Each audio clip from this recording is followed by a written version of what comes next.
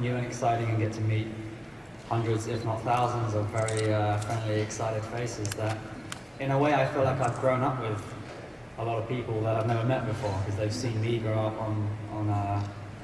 throughout the film. So it's very exciting, and I feel very honored to be a part of so many people's lives. You know, it's kind of cool. Every year that goes on, I think you get more sweet memories that come back with realizing how good it was and how lucky we were, and how amazing it is to be involved in something that has touched so many lives and still continues to do so. And you've been meeting fans all over the world. How's your experience been here in Vancouver and the fans that you've Delightful. You people are a delightful bunch, so thank you very much. You seem to be as excited as the most excitable and polite as the politest. So I appreciate it. It makes it a lot easier and more fun for me when you guys are like that. So I'd just do conventions here if I had the choice.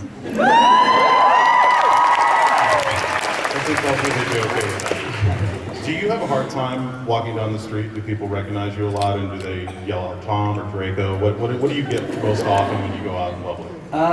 Some people have booed me on the street. It used to trouble me as a child, but now I take it as a compliment now. Not that bad to be honest with you. I'm quite lucky that I look a little bit different to my character. So only the real hardcore fans usually spot me. I've had a few interesting encounters with people on the subway back in London, and it's always bizarre when it's a quiet elevator or a quiet train and someone shouts out Malfoy, or even worse, they start throwing spells at you. You never know how to react when someone does that, so I just try and smile and wave back. But, generally speaking, they're all pretty lovely. They're a lovely bunch. How did you feel about the way Draco's storyline was wrapped up in the last film? Did you feel like you said everything you wanted to say with the character? Do you feel like maybe there was more to say with the character? No, not at all. I think Draco probably has one of the best stories of all the youngsters, really, because he comes to age in a very difficult, tricky way, and I think for the first 5 or 6 years, it's easy just to see him as a snotty pain in the arse, really, and to feel very little sympathy for him. But it's in the last couple of years that we start to see that he's really a product of his parents, and they're terrible parents. So he's kind of a scarred child and someone that's been forced to make decisions that he doesn't want to do. He comes to age nicely in the last film, where he realizes that maybe he doesn't want to follow in his father's footsteps, but he's forced to. So it's kind of a nice place to end it, and the Malfoys have a nice sort of departing from the films, I think. Yeah. I also really love you in Secret. I wanted to bring that film up. I don't know how many of you have seen that film, but it's a great performance. Yeah, it's a small independent film, but it was a fun one. Yeah. Did you see it out of curiosity? Was it recently? Yeah, recently. Well, it's played in the States, but yeah. It was about 6 months ago. Okay, cool. Yeah, 6 months ago. Awesome. Fantastic. I want this to be about you guys, because I could sit up here and ask questions all day long. So let's get going with the audience questions. Go ahead and step right up to the mic. Where are we looking, Mark? Over here? Right over here. Sorry, my eyes are terrible. All right, I can see you. Sorry, mine are too. I was just wondering, my name's Amanda, and Hi, Amanda. just wondering, of all the characters in the Harry Potter, besides your own story and your own character, like, who would you have been interested in playing, like, story-wise, like, Right. their journeys? Yeah, it's a very tough question because I'm so attached to Draco. It'd be difficult to conceive playing anyone else. But I always thought I'd make a great Hermione.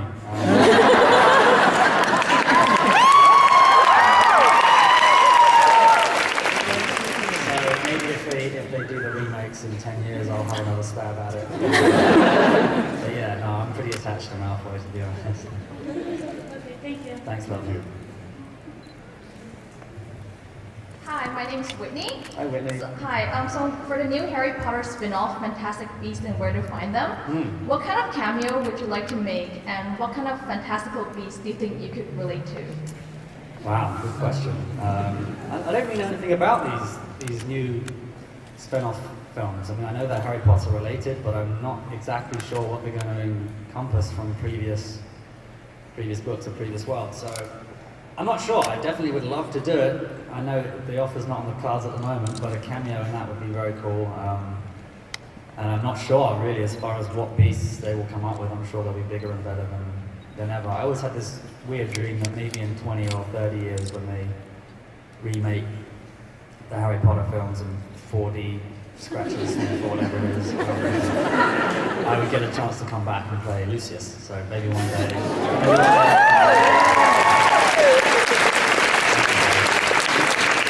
Start that petition right now. Yeah, please. Thank you. Thanks, Lovin. Hi, my name's Katie. Thank you. Okay, so I have a really kind of random question that I heard a rumor of. Here we go. Okay. So I heard they had to sew your robe pocket shut because you kept sneaking food on set. And I was wondering if that was true and what exactly were you hiding in those pockets? Absolutely true. Yeah,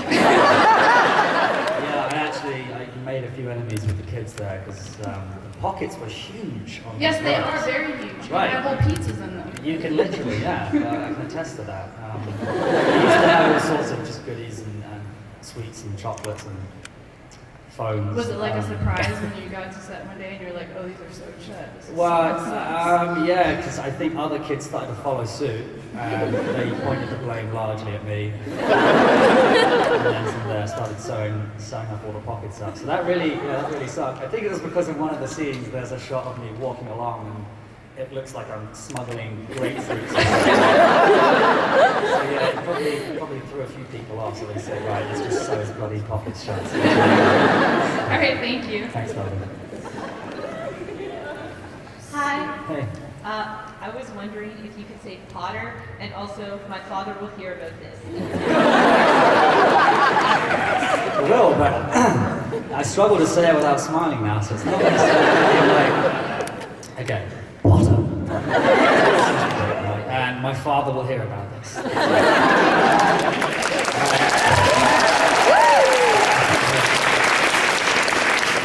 Hi. Hey, Oh yeah, sorry. is that it? No. Thank you for your question.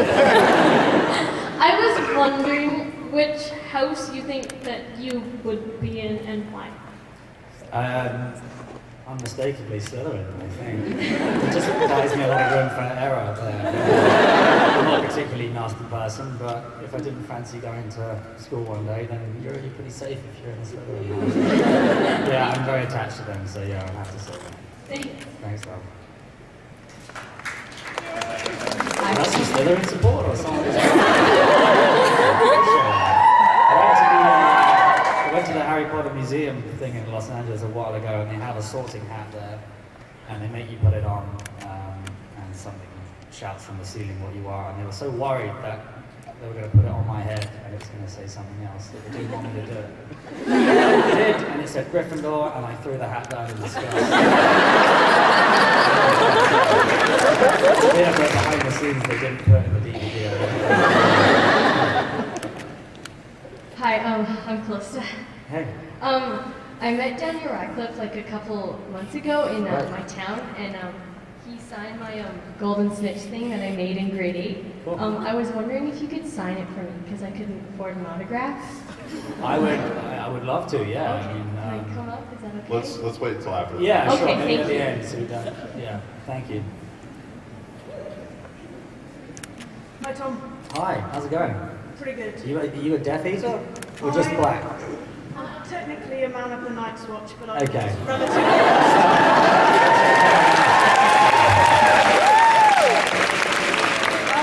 My question is a two-parter. Sure, hit me.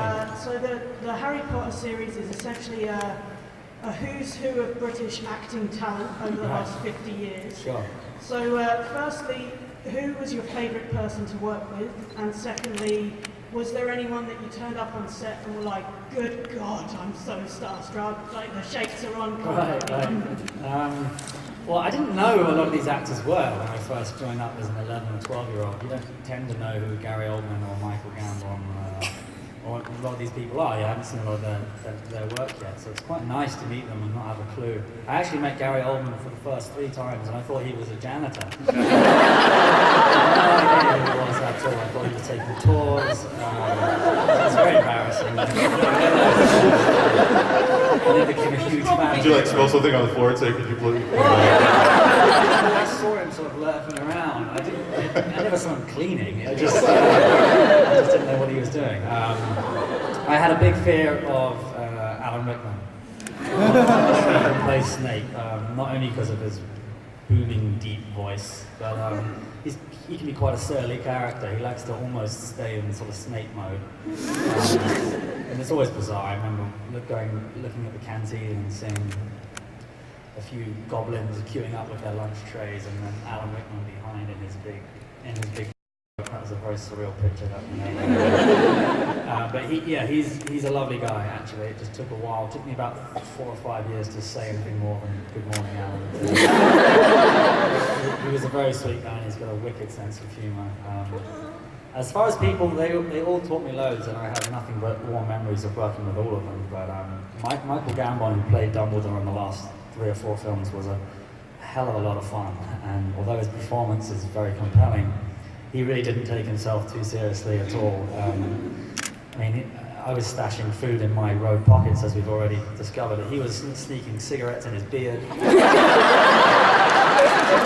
sure he had a hip flask on him at some point. It made it a lot of fun and sort of relaxed us all, because I was very nervous about working with him one-on-one.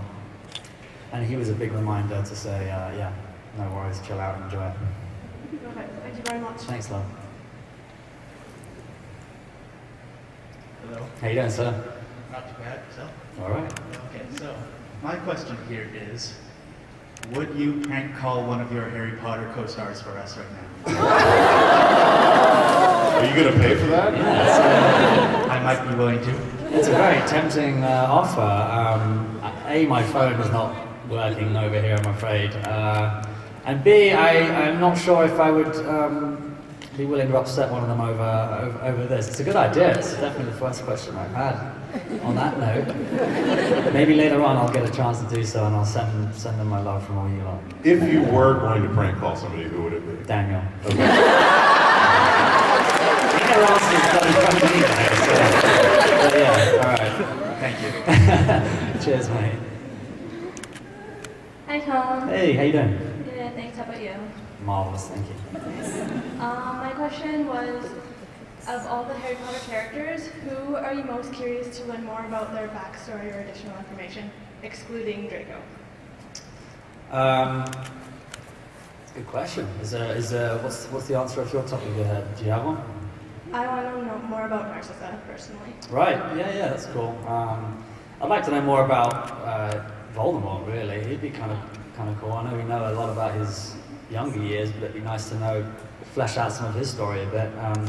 I think all of the characters have such potential to go on even Luna and Neville. I'd like to know more about his childhood for some reason.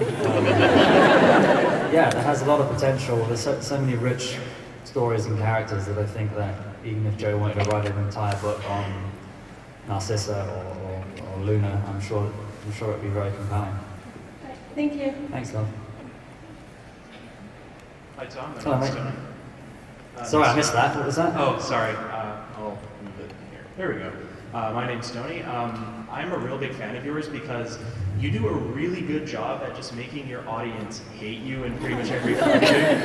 No, it's actually a compliment because it really takes a lot of talent to play a good, compelling villain to actually stir up those feelings in your audience and touch them that way. My question is, how do you do it? I'm just a really horrible person. I don't know. I remember vividly coming out of one of the first Harry Potter premieres and being a bunch of youngsters in the after party afterwards, and lots of them hurling rather nasty names at me. I shan't repeat because I'm sure there are some young ears in the crowd. And I got really offended. I thought, God, these guys, I've really upset them. But in fact, as you just said, if I'm scaring the wits out of these 6-year-olds and convincing them I'm some evil Nazi-like child, then they must be doing something right. So yeah, for sure. Sorry, I've gone off on a tangent. What was your? How did you do it? Oh right, yeah. I mean, I used to say the excuse of I have 3 older brothers who gave me quite a bit of grief, as any brotherlies. Any brothers should do. So I channeled my frustrations and then let them out with Draco. But that's a cheesy answer, and there's no truth to that, I don't think. We just saw it as fun. I've always seemed it to be great fun to play someone very different from yourself. Draco's kind of the epitome of that. He's the direct opposite. He's had a horrible childhood. He's a wizard. And yeah, it's very different from my upbringing in my life, so it's just fun to step into someone else's shoes. And he's very black and white, or at least he was when he was young. There was, you always knew exactly what he was thinking, so that made it a lot of fun, and I think slightly easier as well. Well, inspiration comes from all places, so thank you very much. Thank you, mate. Appreciate it. Cheers. Hi Tom, my name is Ryan. Hey Ryan. My question is, what do you like about Vancouver the most? I'm not sure, but I love it here. I really do. I was here for 6 weeks when we shot Rise of the Planet of the Apes, and I fell in love with it then. My girlfriend and I spent several weekends sort of traveling around with Whistler, and I'm yet to go to Vancouver Island, but I'm really, really excited about that. I hear a lot of good things. So yeah, I'm looking forward to doing that. The crew that I work with up here, I've met some really nice guys, very professional and at the top of their craft, which is good.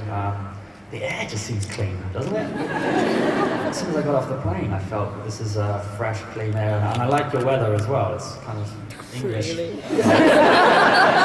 But it still seems nicer somehow. It seems less grey. It seems more, I don't know, luscious. It seems like you have some nice forests and stuff. So, yeah, I'm already targeting any film or TV project that shoots here in the next year, so I can come back.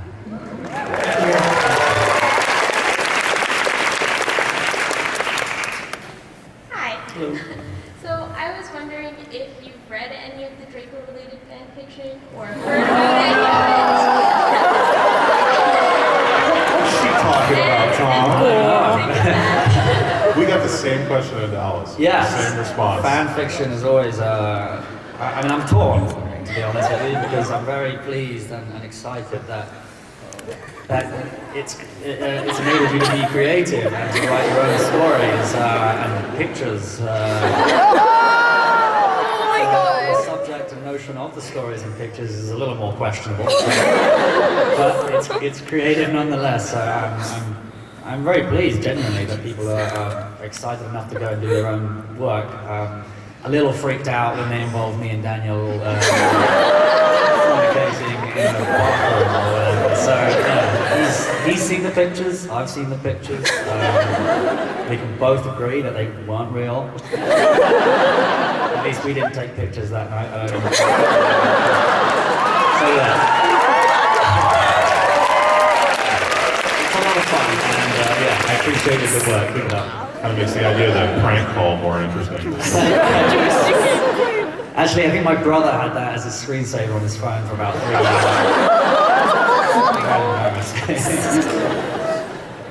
Hi, my name's Emily. Hi, Emily. So I had a question. I was wondering, did you ever have a really serious scene that you were supposed to do, but you and your scene partner could never keep a straight face? One springs to mind.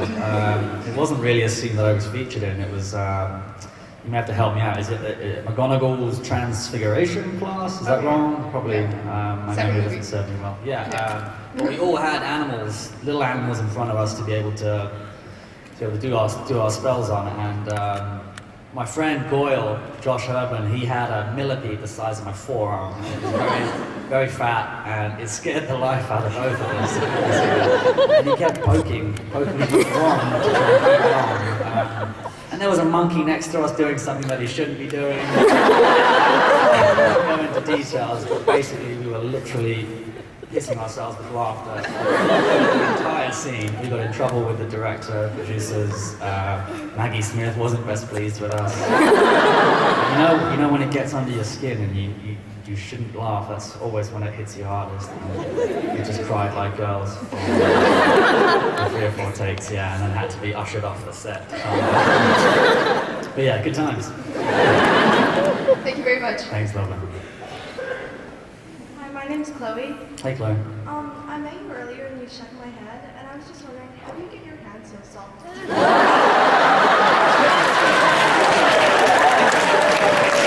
Pretty amazing. Thank you. I'm glad you noticed, because it's a tough regime every night. 2 or 3 hours of soften these bad boys. No, I don't. I've never heard that before in my life. But I appreciate it nonetheless. Yeah, I don't have an answer. I don't really take good care of my hands, to be honest with you. I play a lot of guitar and golf, so they have blisters and calluses all over them. I would have thought, usually people would have said the opposite. Also, do you like my cat leggings? They are possibly the best leggings I've ever seen.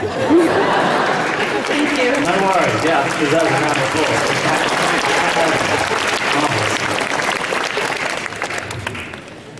Can somebody help her lower the microphone? Yeah, she's on the jump, bless her.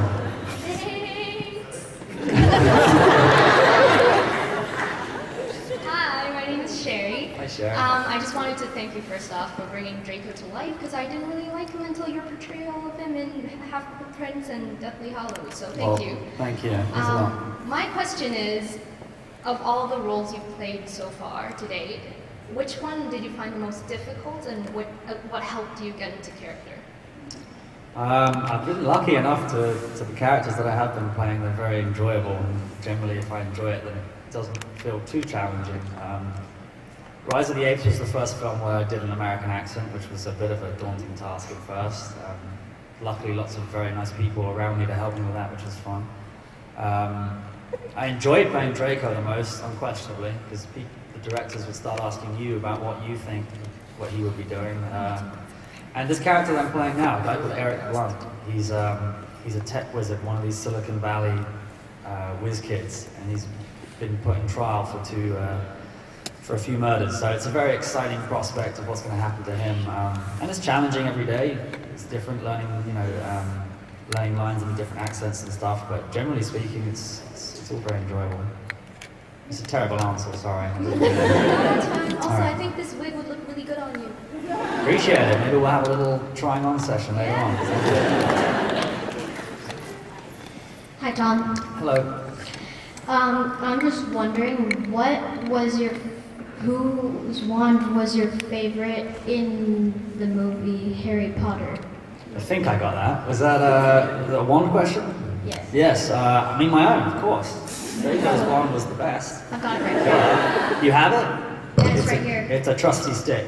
Use it wisely. Well, I liked Voldemort's as well. That was pretty cool. Same. Yeah, right? But we all used to have fun, pass them around and try each other's out for a sec. But there's only one of each, you know. People always think that I stole my wand or we all get to keep our wands, but there was only ever one original of each person's wand, and right now I think they're at the museum in London. So it's a shame I didn't get to keep it, but at least it's going to a good home. Also, what was your favorite spell you used? I'm kind of an Expelliarmus fan. What about yourself, man? Yeah, it's awesome. Yeah, right? Me and this kid are bonding, I like it. You're welcome to Slytherin anytime, dude. And last but not least, where did you keep your wands in the movie Harry Potter? Because it looked like you just pulled them out from nowhere. What? This conversation's taking a twist. We had a... Stop it, please. We had a wand pocket on the inside of our robes. I'm not sure if that's a feature on the ones that they sell commercially, but literally a very thin, perfectly sized pocket for your wand. So that's how it looked like it came out of nowhere. How on earth did you reach it with all that food in there? Well, yeah, we had to go through the Maltesers and the crisps and finally find your wand. Just to kind of wrap this up, Yeah. Looking back on the series, I mean, I'm sure that there were several moments that were probably wonderful moments on set. I'm sure there were trying days on set, but is there a particular moment that kind of stands out in your mind as something that you'll always remember and you always think like this was so special to be a part of that particular scene? Yeah, I mean, there's hundreds of them, literally. One of the more memorable and scary ones, I remember walking out of the Hogwarts with Snape and a few of the Death Eaters at the end, and Snape wears this like 3-meter long cloak that he drags on the floor. And the director was very keen for me to walk behind him